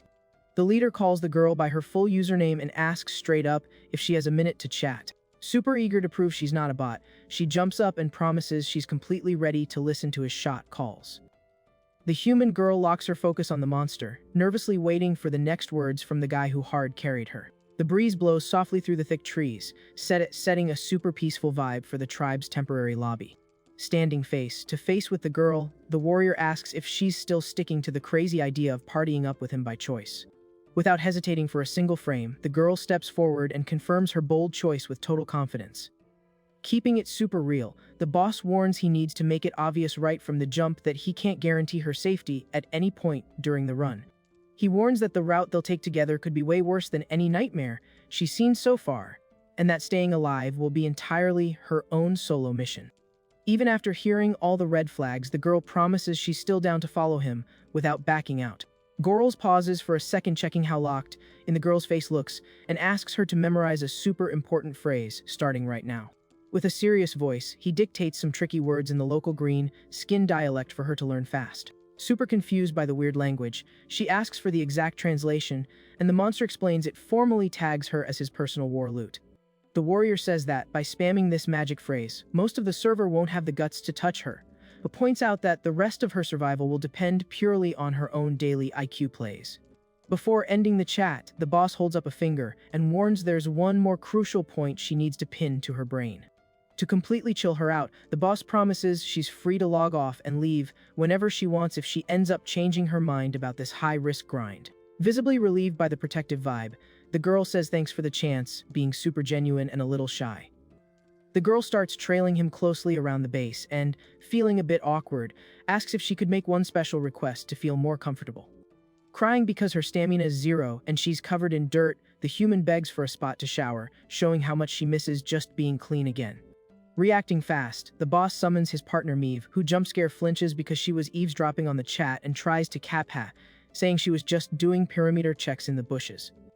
Ignoring the archer's weak excuse, the boss points at the human and announces she's now his exclusive prisoner, telling his partner to drop the announcement in the tribe's global chat. Close by a large, basic wooden building acts as a support and AFK zone for the newly formed squad. A big white tent is set up on the clean grass, letting out a lot of hot steam and working perfectly as an improvised bathroom. Outside the tent, Gorolz casually chats with the old human merchant who buffed them up before the raid. The green leader says my bad for the trouble caused, admitting he ended up owing the old man a bunch of favors even though he tries to dodge that kind of oh. Letting out a friendly laugh, the old man tells the warrior to forget about it, promising all the old debts have been properly cleared. In the background of the chat, two minions drag the captain's deleted body through the dirt, and the merchant notes they are already taking out the server's biggest troll anyway.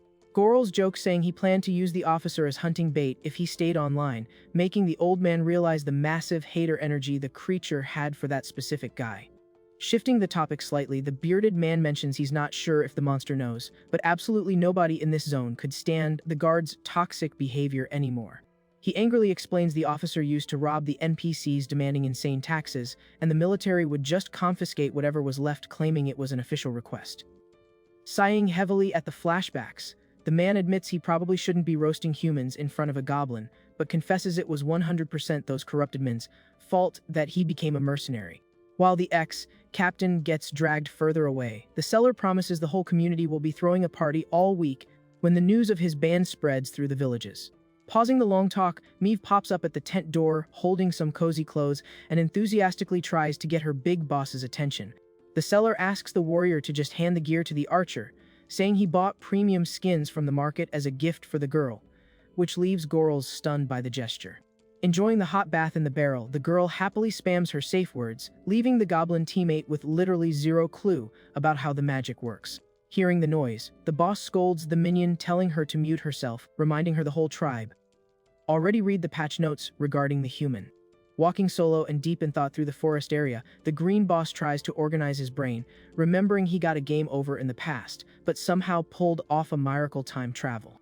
Analyzing the physics of this broken reality, he figures that toxic trolls like that officer are still walking around peacefully exactly because the massive server wipe events haven't triggered yet. A huge smile full of absolute confidence takes over the creature's face as he spots the endless meta strats he can pull off with this unbelievable admin perk. Shaking with pure hype for the new run, the fighter clenches his fist hard, feeling the energy surge through his upgraded build. Letting out a quiet laugh on the trail, he realizes that if the world really got rolled back, the RNG is finally fully on his side. The 200 IQ realization hits him like a truck, making it obvious his favorite partner Solji is definitely still online in some human lobby. Thinking seriously about the squad mates who logged out for good, the leader decides that his toxic revenge arc against the famous knight can totally take a backseat in this new playthrough. A wholesome memory floods the warrior's brain, showing the perfect scene of the girl smiling and yelling for Kim Tae-sung, the username he rocked before all this madness launched. Standing alone in the rain staring at a massive fort in the distance, the green boss silently promises that this time he'll protect the girl he loves, no matter what it costs. Keeping the vow locked in his mind, Gorls promises he'll wipe the entire server if that's what it takes to save his favorite person. Meanwhile, the captain's deleted character model hangs tied to a tall tree right in the middle of the dense forest. A human watchman patrolling the zone walks up holding a lit torch, aggroed by the creepy visual. The guard completely freezes when he recognizes the wrecked, offline face of the ex-commander. Right after, a mounted squad pulls up to the spot, and one of the mercs asks if that guy is actually the famous officer Lee Sang-jun. Checking out the body, a scout confirms the awful damage makes it hard to ID, but verifies it's definitely the officer. On horseback, the boss of the hunting party curses in frustration because they loaded into the zone way too late. A sniper named Fire Arrow looks at the scene mind blown, asking why they had to string the guy up in such a sadistic way. The wizard spell thief thinks out loud that he'd already heard rumors this goblin wasn't a standard mob. The veteran, known as Twilight Swordsman, admits he's getting a seriously bad vibe about this totally non-meta opponent. Focused on the objective, he orders the group to secure the body first, suspecting the creature might have left a clue behind on purpose to troll them. Holding the horse's reins, the oldest guy tells everyone to check their weapons and fix their armor. With a face full of pure rage and focus, the boss stares at the fallen ally's body. He announces out loud that the squad will completely wipe out the beasts that took their partner offline. A while later, the massive gates of the human base swing open heavily. The Ember Hunters Merc squad heads back into the main fort in broad daylight. Watching them ride in, the gate guards can tell from the heavy vibe that the officer didn't make it to the extraction point. Entering the courtyard, the team gets greeted by a guy who sarcastically asks if they finally managed to track down the old officer. This is the newly promoted head of military security, Kim Han-jail, flashing an incredibly arrogant smirk. The old veteran explains that sadly they got to the drop zone too late, but the eliminated guy's ID is 100% confirmed. Hearing that, the officer tosses a small bag packed with cash straight into the veteran hunter's hands. The new commander says he threw in a bonus tip, even knowing the group technically didn't 100% complete the quest. However, the military guy smirks and declares the task is officially cleared just by bringing the body back. With max disrespect, he asks if the mercs actually want to waste their time grinding low-level monsters in the woods. The truth is, the officer just wants to sweep the embarrassing fact that the base got raided by basic goblins under the rug to keep his PR clean. The squad sniper gets triggered and insults the guy with zero hesitation, while her wizard teammate desperately tries to tell her to chill, treating the fighters like absolute bots.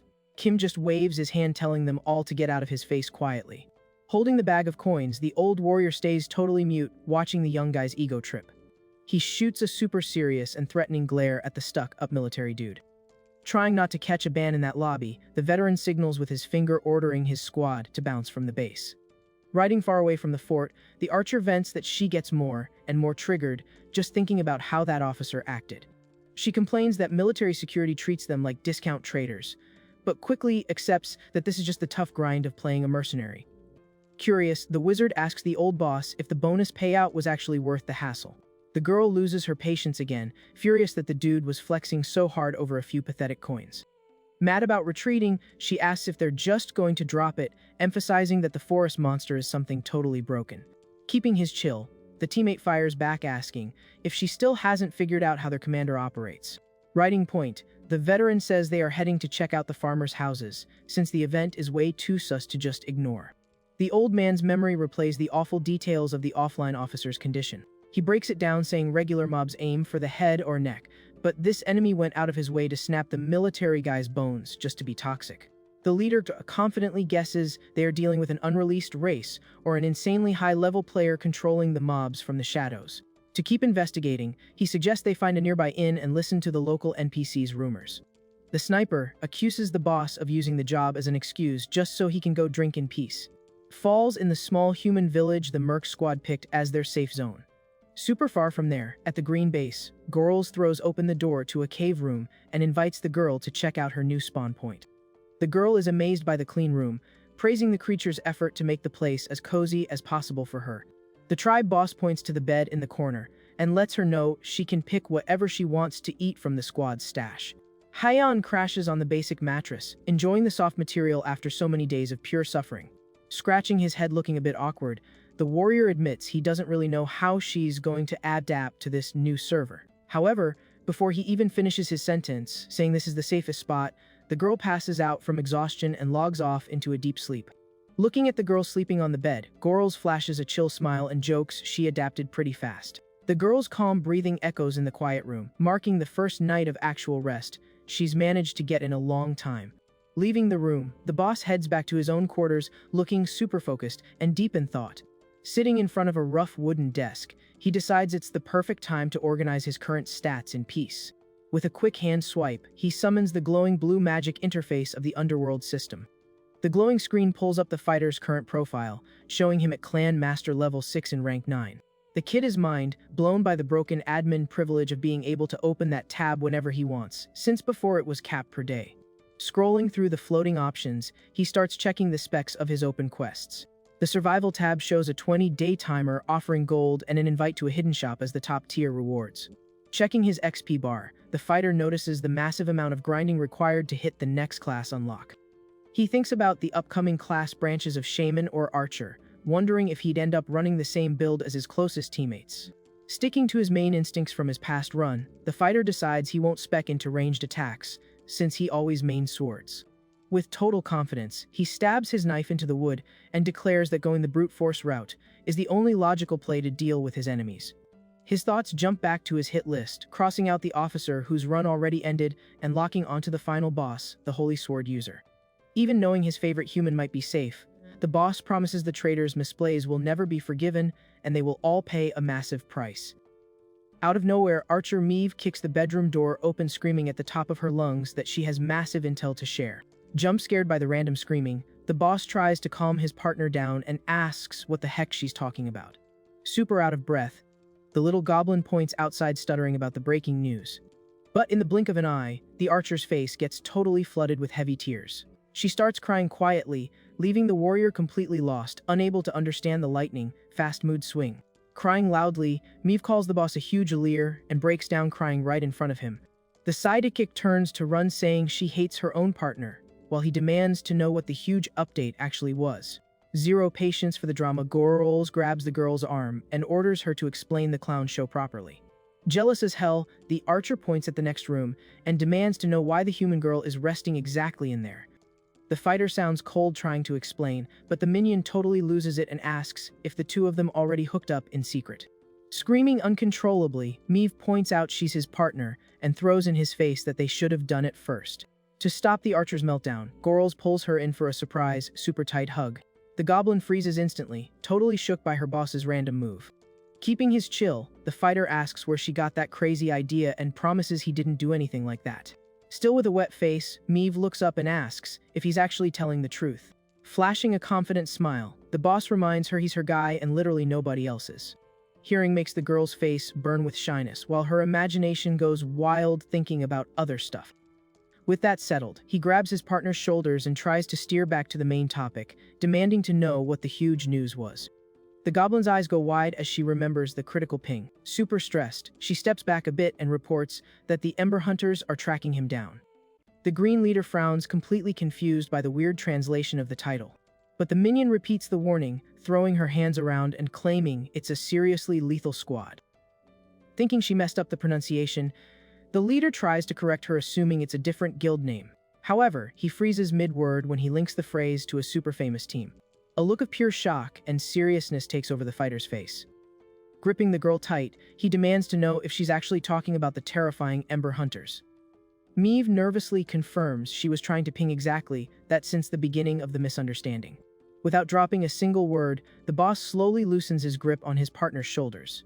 He starts pacing furiously down the stone hall, asking himself why it had to be exactly that specific merc squad. The boss's memory drags him into the past, remembering a desperate escape where he begged a partner to stay strong. Back in that run, the rookie soldier was sprinting out of breath through the dark corridors of a dungeon. Suddenly, a massive mob holding a scythe spawned out of the shadows to rush them. The squad mate ended up taking a brutal hit and screamed in agony. Watching his bro drop to the floor, the kid stopped running immediately. Stressed, he ran back trying to revive his injured friend while the beast got ready to finish the job. Absolutely terrified, the young guy curled up waiting for the inevitable game over. Out of nowhere, a massive magic spell lit up the cave and knocked the violent mob far away. The soldier opened his eyes, amazed to see that a carry had arrived. Standing in the doorway, a group of top-tier warriors introduced themselves as the famous Ember Hunter mercenaries. The old leader of the squad walked up calmly and asked for the rescued kid's username. Still lying on the rocky floor, the young guy expressed deep gratitude for getting carried before answering the question. Panting heavily but relieved, the warrior politely introduced himself as Kim Tae-sung. Snapping back to the present, the archer follows the leader's steps and asks if he's feeling okay. Annoyed, the fighter mutters he already figured he'd pull aggro, but didn't expect to run into this exact merc squad so soon. Stopping in his tracks, he demands to know the last zone where the tribe spotted this team. The intel points to a distant camp in the woods where the human squad just loaded in. The zone's banner shows it's a bandit camp that survives by griefing and looting other summoned players. Scanning the area, the old hunter boss asks if the team understands the objective. He reviews the macros, warning that the goal is to wipe the bandits, rescue the hostages, and dig up intel on the goblin's location. Pulling his swords from his belt, the veteran announces the raid starts right now. The squad walks calmly toward the bandits guarding the hostages. Sitting in the dust, the prisoners notice the movement and feel a tiny bit of hope. The mercs park themselves right at the cave entrance, body blocking the camp's only escape route. Keeping his posture, the group leader politely asks the criminals to release the players without causing any drama. The minions don't appreciate the disrespect and start flaming the intruders with pure rage. One of the bandits raises his hatchet furiously and orders his boys to delete the mercs right on the spot. The mob of criminals rushes hard, screaming threats at the squad. Watching them act reckless, the veteran sighs and figures the group really doesn't want to co-up. The bandits close the gap thinking they'll get an easy W against the old man. But in an incredibly fast frame, perfect move, the leader damages the enemies before they can even input an attack. One of the minions screams in agony, taking a direct hit to the arm. Sliding through the combat zone, the old swordsman drops multiple opponents in a single combo. Skills create an unbreakable shield and a fatal counter against the first rushers. Seeing a team wipe coming, a criminal orders the archers to focus all their shots on the raid boss. However, before they can even fire, the minions get hit by insanely accurate arrows. Flashing a troll smile, the team's archer warns she'd never let them backstab her leader. Fear takes over the surviving criminals, who scream desperately, pinging for the group's wizard. Ruthless, the veteran keeps pushing, breaking the enemy's front line violently. Another bandit gets dropped fast, falling with zero chance of blocking. Standing in the middle of the deleted mobs, the swordsman jokes, saying he's getting way too old for this level of grinding. Out of nowhere, a massive ice spell gets shot directly at his back. Spotting the threat, the archer screams for the leader to fall back while she fires a fire projectile. The flames crash violently against the ice attack right in the middle of the fighting zone. The elemental clash causes a huge energy explosion, kicking up a ton of dust in the area. Walking through the smoke, the criminal group's wizard demands to know who the bold intruders are. The leader stares down the new boss, flashing a super serious and focused look. Surrounded by a targeted blizzard, the enemy wizard asks why they are meddling in someone else's server drama. This arrogant dude is famous in the zone as the ice wizard Choi Deok Pal. Radiating magic, the villain insults the hunters, asking if they completely lost their minds. Stepping up to the front line, the merc wizard replies, saying the criminal is the one who's actually unhinged. Super chill, the kid adjusts his glasses and analyzes the opponent up close. He shows absolute disgust, noticing a guy with a rare ability chose to party up with a bunch of human trash. The roast damages the ice wizard's ego, who insults the hunter, calling him a mid-tier bot. Flashing an evil smile, the criminal declares the kid is literally begging to get heavily nerfed. He charges up a massive amount of freezing energy and tells the opponent to go straight to the lobby. With a furious roar, the villain spams ice spike spells aimed directly to pierce the main opponent. Showing absolutely zero stress, the hunter waits for the magic attack, rocking a confident smile. The villain freezes in terror the very next second, having absolutely no clue why his ultimate isn't working.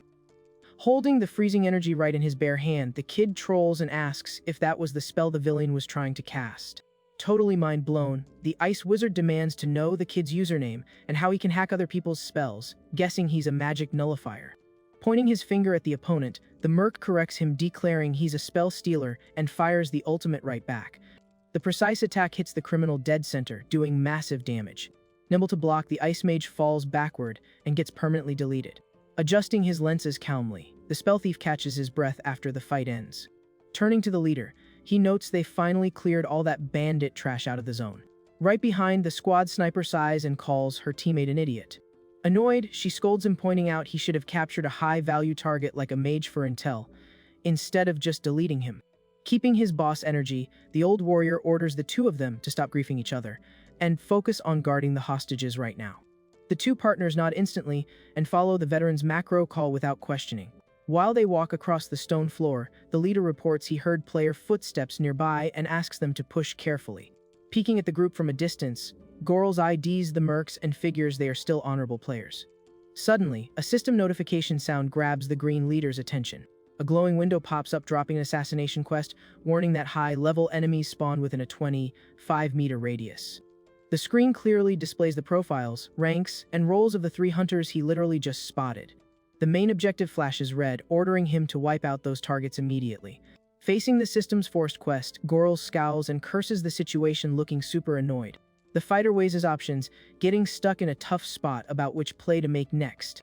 Uncertainty takes over his eyes as he digests the brutal order he just got. However, a second later he locks in his stance and reaches his hand toward the glowing screen.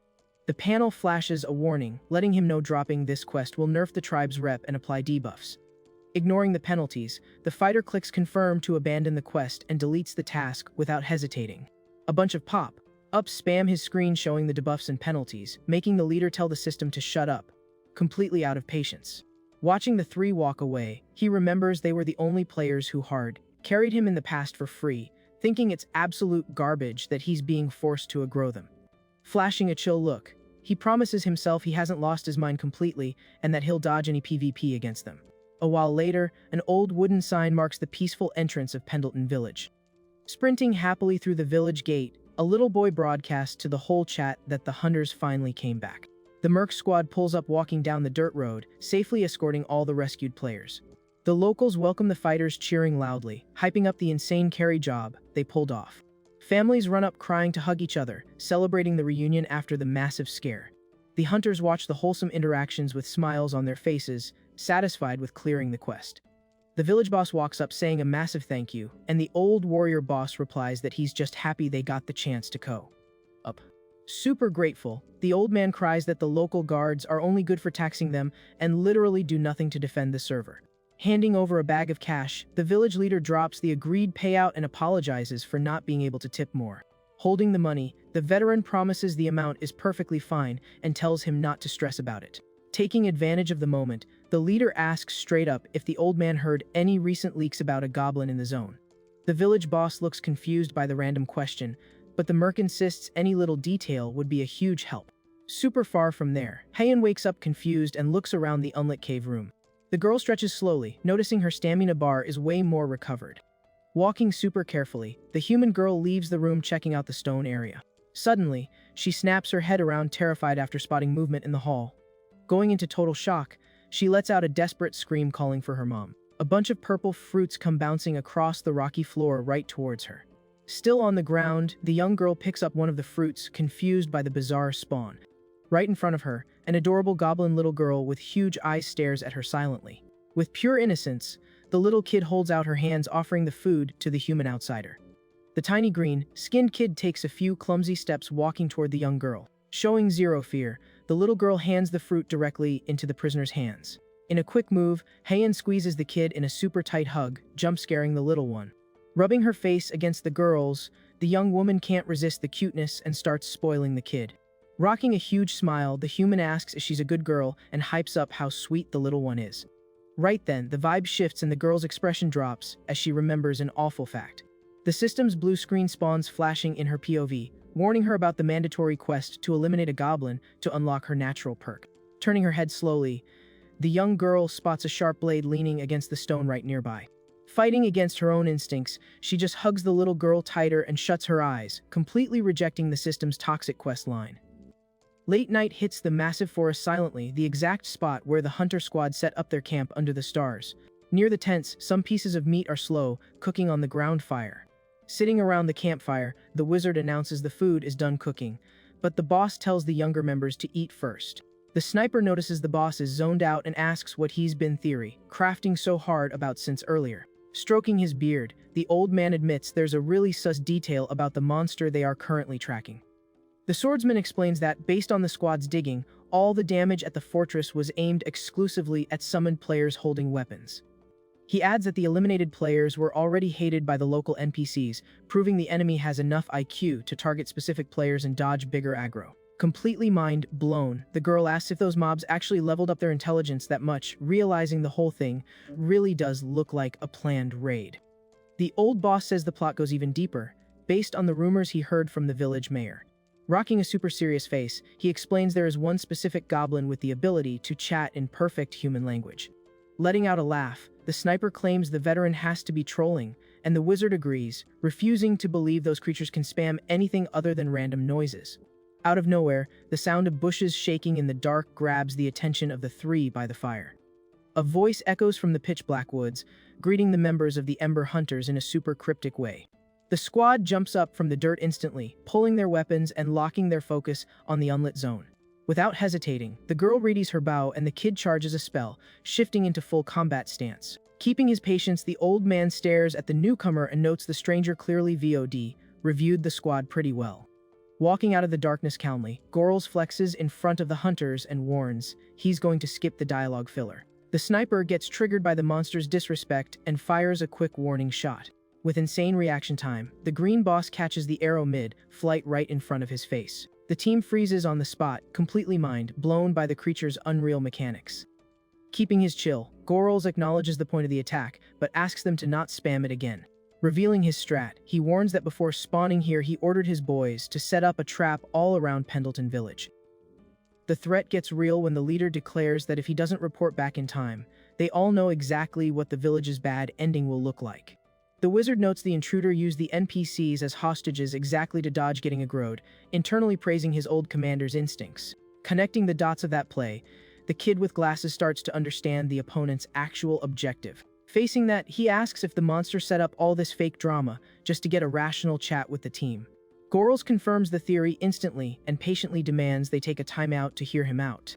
Not hiding her annoyance, the sniper demands to know what he wants to say already, getting totally blindsided by the strict order for the team to drop the hunt and bounce from that zone forever. The boss steps up, reminding him their quest is to stop the creature that's griefing humans, but offers a truce if the monster stops the trolling, since he clearly has the IQ to think. Rejecting the offer instantly, the Green Master promises there are certain humans he needs to wipe out with zero exceptions and that he won't log off until they are all deleted. The old man sighs heavily, realizing the invader is pretty big brain, but fails hard at having the charisma to negotiate. Seeing how stubborn the creature is, the veteran warrior decides that there's no way they'll reach a balanced agreement like this. Gorls quickly points out he didn't pull up to barter, but to help them dodge an unnecessary game over. He then sets a strict 1-week timer for the hunters to pack their inventories and permanently leave the server region. With a dark and locked-in expression, the boss drops the final warning, stating that's the very last bit of kindness and mercy he'll ever show them. Super far away, Heian battles a storm of toxic thoughts while staring at nothing inside the dark stone room. Right next to her, the young goblin eats the purple fruit with absolute joy and pure innocence. Watching how happy the kid is, the human girl is completely torn apart by the stress of what she has to do to dodge her own death. Caving to the system's agonizing pressure, the young girl firmly grips the handle of the sword leaning against the rock. The blade gets lifted stealthily right behind the clueless kid's back, while the blue screen demands the ruthless requirement as acquirement of deleting a goblin so she can unlock her ultimate ability.